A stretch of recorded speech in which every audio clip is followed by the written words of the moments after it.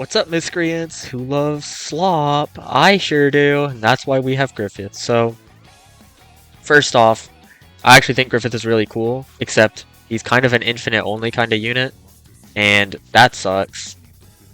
Because guess what? Infinites are basically meaningless, except unless you're tiny tasking. So, there's that. Uh, he's weird. He's fully AoE, good SPA, stupid high DPS. He would be so good if he was, like, usable outside of an infinite. But whatever, it's okay. The way he works is you get to pick between a light and dark mode.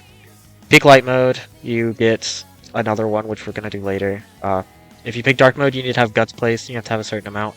The more money you sacrifice, or I guess the cost of the unit that you sacrifice, the more money you put into it, the more damage he deals. So, I mean, if you get it really set up and get going, he is probably the best DPS in the game by, like, a lot. Blood Moon, really good.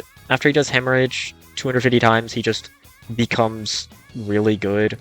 Every 30 seconds, an enemy has been under Hemorrhage.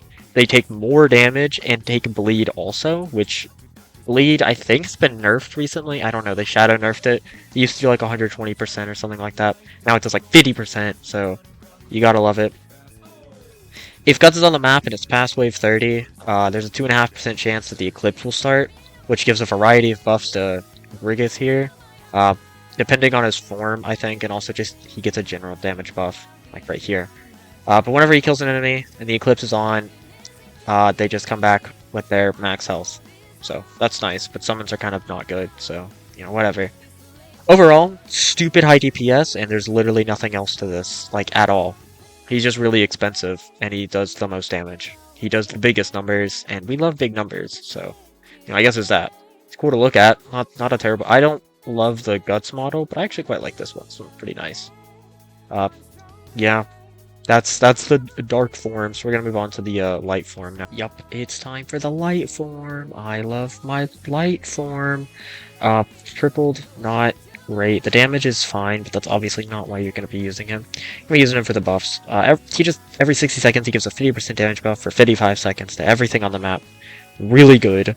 Every 20 seconds he gives a random buff between 10% range, 5% SPA increase, and 10% crit damage. That's pretty awful. The crit damage. The range is pretty good, and the SPA is pretty nice. Every time, for every unit he's actively buffing, he gets more crit damage, more range, and a higher crit chance. But, still. To be fair, this is a Griffith with a no skill tree, so you do have to keep that in mind. Overall, this form, the only reason I would personally ever use it is because it doesn't take any units.